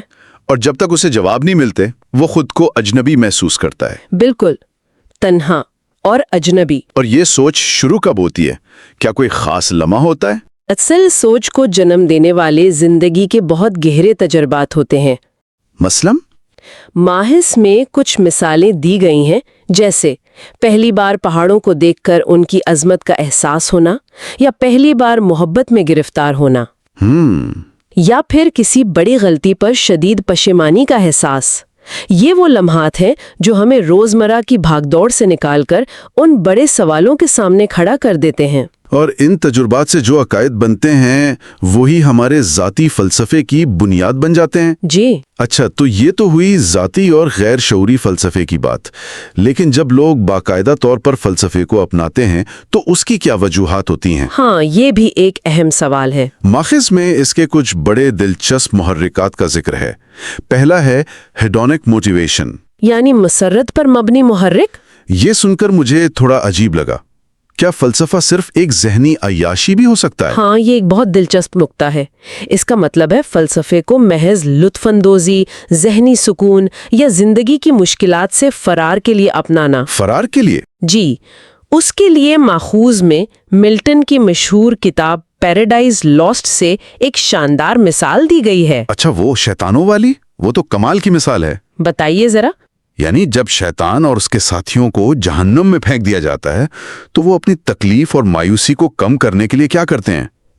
وہ تقدیر، آزاد مرضی اور خیر و شر جیسے موضوعات پر فلسفیانہ بحث شروع کر دیتے ہیں۔ بالکل، تاکہ کچھ دیر کے لیے اپنے عذاب کو بھول سکیں۔ واہ! اور یہی خیال ہمیں برٹرنڈ رسل کے ہاں بھی ملتا ہے۔ رسل کہتے تھے کہ ہمیں پتا ہے کہ ایک دن یہ کائنات ٹھنڈی پڑ جائے گی، سورج بجھ جائے گا اور انسانیت کا کوئی نام و نشان باقی نہیں رہے گا۔ جی، یہ ایک بہت ہی مایوس کن حقیقت ہے، لیکن اس کے باوجود سوچنے والا انسان فلسفیانہ غور و فکر میں ایک طرح کی آزادی اور وقار محسوس کر سکتا ہے۔ یہ مشکلات کے سامنے ہار ماننے کے بجائے انہیں سمجھنے کی ایک کوشش ہے۔ صحیح کہا۔ یہ تو ہوئی پہلی وجہ۔ دوسری وجہ سماجی محرک بتائی گئی ہے۔ سماجی محرک یعنی فلسفے کو سماج بدلنے کے ایک اوزار کے طور پر دیکھنا۔ یہ نظریہ کہ ہمارا موجودہ سماجی ڈھانچہ غیر منطقی ہے اور اسے عقل اور سائنس کی بنیاد پر بدلنا چاہیے۔ ہاں، اور یہ بہت سے انقلابی مفکرین کا محرک رہا ہے، لیکن ماخذ کے مطابق سب سے خالص اور اہم محرک تیسرا ہے۔ اور وہ کیا ہے؟ سائنسی محرک، یعنی علم کی خاطر علم کا حصول۔ یعنی صرف جاننے کے لیے جاننا، بغیر کسی فائدے کی امید کے؟ جی، ایک حقیقی فلسفہ وہ ہے جس میں جاننے کا ایک فطری، نہ ختم ہونے والا تجسس پایا جاتا ہے۔ وہ سوالات کے جوابات صرف اس لیے نہیں ڈھونڈتا کہ اس سے کوئی مسئلہ حل ہوگا، بلکہ اس لیے کہ وہ بس جاننا چاہتا ہے۔ یہ ایک ایسی پیاس ہے جو کبھی نہیں بجھتی۔ اچھا، تو لوگ تجسس، سماجی تبدیلی یا ذہنی سکون کے لیے فلسفے کی طرف آتے ہیں، لیکن جب وہ اس دنیا میں قدم رکھتے ہیں تو انہیں ملتا کیا ہے؟ کون سی بڑی سوچیں یا ٹیمیں ہیں جن کا وہ حصہ بنتے ہیں؟ ماخذ میں 3 بڑے مکاتب فکر کا ذکر ہے: آئیڈیلزم، ریئلزم اور پریگمیٹزم۔ آئیڈیلزم سے شروع کرتے ہیں۔ ٹھیک ہے، یہ نام سننے میں تو بہت اچھا لگتا ہے، لیکن اس کا مطلب کیا ہے؟ آئیڈیلزم کا بنیادی نظریہ یہ ہے کہ حقیقت کی بنیاد مادہ نہیں بلکہ آئیڈیاز یا تصورات ہیں۔ آئیڈیاز؟ جی، افلاطون کا خیال تھا کہ یہ آئیڈیاز ابدی اور کامل نمونے ہیں جو ہماری حسی دنیا سے پرے موجود ہیں۔ کوئی مثال؟ مثلاً ہم دنیا میں جتنے بھی دائرے دیکھتے ہیں وہ کامل نہیں ہوتے، لیکن کامل دائرے کا آئیڈیا ہمارے ذہن میں موجود ہے۔ افلاطون کے نزدیک یہ آئیڈیا زیادہ حقیقی ہے۔ تو اس کا مطلب ہے کہ جو کچھ ہم اپنے حواس سے محسوس کرتے ہیں، یہ میز، یہ کرسی، یہ اصل حقیقت نہیں ہے؟ نہیں، یہ اصل حقیقت کا صرف ایک عکس ہے۔ اصل حقیقت ان چیزوں کے پیچھے چھپے ہوئے آئیڈیاز ہیں۔ بالکل، بعد کے بہت سے فلسفیوں نے اسی خیال کو آگے بڑھایا اور کہا کہ یہ آئیڈیاز دراصل خدا کے ذہن میں موجود خاکے ہیں جن کے مطابق یہ دنیا بنائی گئی ہے۔ ایک منٹ، یہاں تھوڑا رکتے ہیں، اس کی بھی تو کئی قسمیں ہوں گی۔ جی، جیسے موضوعی آئیڈیلزم، افلاطونیت اور مطلق آئیڈیلزم۔ موضوعی آئیڈیلزم کو کسی آسان مثال سے سمجھا سکتے ہیں؟ کیا یہ وہی نظریہ ہے کہ اگر جنگل میں ایک درخت گرے اور کوئی سننے والا نہ ہو تو کیا آواز پیدا ہوتی ہے؟ آپ نے بہت اچھی مثال دی۔ موضوعی آئیڈیلزم کے مطابق جواب نہیں ہوگا۔ نہیں، کیونکہ حقیقت کا وجود ہمارے ذہن یا روح پر منحصر ہے۔ اگر کوئی ذہن اسے محسوس کرنے کے لیے موجود نہیں تو اس کا کوئی وجود نہیں۔ واہ، یہ تو دنیا کو دیکھنے کا بالکل ہی مختلف انداز ہے نا؟ اچھا، آئیڈیلزم کا ایک اور دلچسپ تصور حقیقت کے مدارج یا لیولز تھیوری آف ریالٹی ہے۔ یہ کیا چیز ہے؟ اسے سمجھنے کے لیے ایک بلند و بالا عمارت کا تصور کریں۔ اس عمارت کی سب سے نچلی منزل مادہ ہے۔ ٹھیک ہے۔ اس سے اوپر کی منزل زندگی ہے۔ زندگی مادے پر منحصر ہے، لیکن صرف مادہ نہیں، اس سے بڑھ کر کچھ ہے۔ پھر اس سے اوپر کی منزل انسانی تہذیب اور ذہن ہے، اور آئیڈیلزم کے مطابق سب سے اونچی منزل خدا یا مطلق حقیقت ہے۔ اور ہر اونچا درجہ اپنے سے نچلے درجے کو اپنے اندر سمو لیتا ہے۔ بالکل، اس سے ایک نیا مطلب دیتا ہے۔ ٹھیک ہے، یہ سمجھ میں آیا۔ اب آتے ہیں دوسری ٹیم پر، ریئلزم یعنی حقیقت پسندی، جو آئیڈیلزم کے بالکل الٹ ہے۔ یہی میں کہنے والا تھا۔ جی، ریئلزم کا سادہ سا اصول ہے کہ حقیقت ہمارے ذہن سے آزاد اور خود مختار وجود رکھتی ہے، چاہے ہم اسے جانیں یا نہ جانیں۔ چاہے ہم اسے جانیں یا نہ جانیں، چاہے کائنات میں کوئی ذہن موجود ہو یا نہ ہو، حقیقت جیسی ہے ویسی ہی رہے گی۔ میز، کرسی، ستارے، یہ سب ہمارے ذہن سے باہر حقیقی وجود رکھتے ہیں۔ یہ تو بہت سیدھا سادہ اور منطقی لگتا ہے، عام فہم کے زیادہ قریب ہے۔ تو پھر کوئی آئیڈیلزم کی طرف کیوں جائے گا جب ریئلزم اتنا سادہ لگتا ہے؟ یہ فلسفے کی خوبصورتی ہے۔ ریئلزم یہ تو بتا دیتا ہے کہ مادی دنیا حقیقی ہے، لیکن یہ نہیں سمجھا پاتا کہ اس مادے سے زندگی، شعور اور انسانی ذہن جیسی غیر مادی چیزیں کیسے پیدا ہو گئیں۔ اچھا، آئیڈیلزم ان سوالوں کا جواب دینے کی کوشش کرتا ہے۔ البتہ ریئلزم کی اپنی بھی ایک بہت دلچسپ شاخ ہے جو اس مسئلے کو حل کرنے کی کوشش کرتی ہے۔ وہ کون سی ہے؟ اسے ظہور پذیر ارتقاء یا ایمرجنٹ ایولیوشن کہتے ہیں۔ ایمرجنٹ یعنی کچھ نیا نکلنا؟ اسے ایسے سمجھیں جیسے ہائیڈروجن اور آکسیجن دونوں گیسیں ہیں، لیکن جب وہ ایک خاص طریقے سے ملتے ہیں تو پانی بنتا ہے، ایک مائع جس کی خصوصیات بالکل مختلف ہیں۔ بالکل، اس میں ایسی خصوصیات ہیں جو نہ ہائیڈروجن میں تھیں نہ آکسیجن میں۔ وہ گیلی ہے، وہ پیاس بجھاتی ہے، یہ ایک نئی چیز کا ظہور ہے۔ تو اسی طرح بے جان مادے سے زندگی ظہور پذیر ہوئی؟ جی، اور پھر زندگی سے ذہن۔ یہ خصوصیات اپنے پچھلے درجے سے مکمل طور پر مختلف اور غیر متوقع ہوتی ہیں۔ بہت خوب، یہ تو واقعی ایک دلچسپ وضاحت ہے۔ اور تیسری ٹیم ہے پریگمیٹزم یعنی عملیت پسندی۔ ولیم جیمز اور جان ڈیوی والی۔ جی، یہ نظریہ سچائی کو کیسے دیکھتا ہے؟ प्रैग्मेटिज्म सच्चाई को किसी अबदी या मुतलक चीज के तौर पर नहीं देखता। इसके नजदीक सच्चाई वो है जो काम करती है। जो काम करती है? हाँ, विलियम जेम्स ने इसे समझाने के लिए बैंक नोट की एक शानदार मिसाल दी है अच्छा, वो क्या है? कि आप उसे बाजार में ले जाकर कुछ खरीद सकते हैं। बिल्कुल, उसकी एक कैश वैल्यू है। इसी तरह किसी भी ख्याल की सच्चाई उसकी अमली कदर में है। तो अगर खुदा पर यकीन रखने से किसी की जिंदगी बेहतर, बामकसद और खुशगवार होती है, तो प्रैग्मेटिज्म के मुताबिक उस शख्स के लिए वो अकीदा सच्चा है। तो क्या इसका मतलब यह है कि सच्चाई बदल सकती है? बिल्कुल। जो आज मेरे लिए काम कर रहा है वो कल ना करे, या जो मेरे लिए सच है वो किसी और के लिए ना हो। जी, प्रैग्मेटिज्म के नजदीक सच्चाई कोई जामिद चीज नहीं, बल्कि एक अमल है। जॉन डेवी ने तो यहाँ तक कहा कि ज़हन और जिस्म अलग अलग नहीं, बल्कि तजुर्बे में एक है। और फलसफे को आसमानी बहसों से निकलकर हकीकी दुनिया के मसाइल हल करने चाहिए। सही। ये तीनों नजरियात एक दूसरे से बहुत मुख्तलिफ हैं, लेकिन इन सब में एक बात मुश्तरक लगती है। वो क्या? ये सब अपने ख्यालात को एक मुनज़्ज़म तरीके से पेश करने की कोशिश करते हैं, और यहीं पर उर्दू माखज़ का वो नुक्ता सामने आता है कि फ़लसफ़ा सिर्फ ख्यालात का मजमुआ नहीं, बल्कि एक मुनज़्ज़म मंतकी अमल है। आपने बिल्कुल सही पकड़ा। यही वो चीज है जो एक बाकायदा फलसफे को आम आदमी के फलसफे से मुमताज करती है। क्योंकि आम आदमी का फ़लसफ़ा तो गैर मरबूत और तज़ादात से भरा होता है। जी बिल्कुल, जबकि एक फलसफी अपने नज़रियात को एक मुनज़्ज़म तरीके से मंतकी दलाइल के साथ पेश करता है। वो अपने मफरूज़ात को वाज़े करता है और उनसे मंतकी नताइज अख़ज़ करने की कोशिश करता है। लेकिन हमारा जहन इस दुनिया को, जो इतनी बिखरी हुई और बेतरतीब है, मुनज़्ज़म करता कैसे है? इस सवाल का एक बहुत गहरा जवाब फलसफी कांट ने दिया था। कांट का कहना था कि हम दुनिया को समझने के लिए कुछ पहले से तयशुदा ज़हनी खाके या कैटेगरीज इस्तेमाल करते हैं।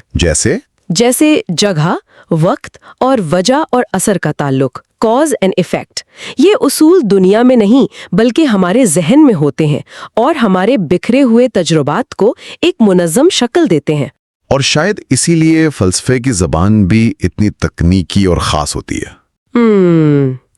फलसफी नए अल्फाज बनाते हैं या फिर आम अल्फाज जैसे है या इज़ को बहुत गहरे मानी में इस्तेमाल करते हैं ताकि उनके ख्यालात में ज़्यादा से ज़्यादा वजाहत आ सके। ये एक डिसिप्लिन है। तो आज की इस पूरी गुफ्तगू का खुलासा ये है कि हम सब के अंदर एक छोटा सा फ़लसफ़ी छुपा है जो कायनात और ज़िंदगी के मायने तलाश करना चाहता है। ये तलाश कभी कभी हमें बाकायदा फ़लसफ़े की तरफ ले आती है, जिसके पीछे तजस्सुस, समाजी तब्दीली या ज़हनी सुकून जैसे महरक़ात हो सकते हैं। जी। और इस दुनिया में हमारा सामना आइडियलिज्म, रियलिज्म और प्रैग्मेटिज्म जैसे बड़े नज़रियात से होता है जो हकीकत को समझने के मुख्तलिफ नक्शे पेश करते हैं। जी, और इस गुफ्तगू के इख्तिताम पर मैं सुनने वालों के लिए एक आखिरी गौर तलब सवाल छोड़ना चाहूंगी जो माखिज से ही लिया गया है। ज़रूर। माखिज में एक माबादल मेटाफिजिका तकून या मेटाफिजिकल ट्रायंगल का जिक्र है। इस तकून के 3 कोने फलसफे के 3 मुमकिना नुक्ता आगाज की निशानदही करते हैं। वो 3 कोने कौन से? पहला कोना है तबाई फितरत यानी मादी दुनिया। अगर कोई यहाँ से अपनी सोच का आगाज करता है तो उसका सफर अक्सर रियलिज्म की तरफ जाएगा। ठीक है। दूसरा कोना है जिंदगी और इंसान, उसके तजुर्बात और मसाइल। ये रास्ता अक्सर प्रैग्मेटिज्म की तरफ ले जाता है। और तीसरा कोना है खुदा या मुतलक हकीकत का तसव्वुर। ये आइडियलिज्म का नुक्ता आगाज है। तो हतमी सवाल ये नहीं कि इनमें से कौन सा सही है। नहीं, हतमी सवाल ये है कि एक सोचने वाला इंसान जो अपनी जिंदगी के फलसफे को समझना चाहता है, वो अपने सफर का आगाज इस तिकोन के किस कोने से करना पसंद करेगा? क्या वो बाहर की दुनिया से शुरू करेगा, अपने अंदर के तजुर्बे से, या किसी मावराई हकीकत के तसव्वुर से? ये एक ऐसा सवाल है जिसका जवाब हर एक को खुद तलाश करना पड़ता है।